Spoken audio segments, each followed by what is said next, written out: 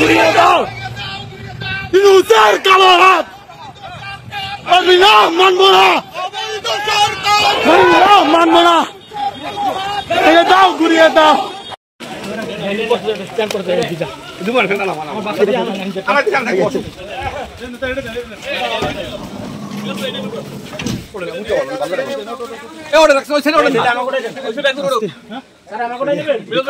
বিক্ষোভ মিছিলে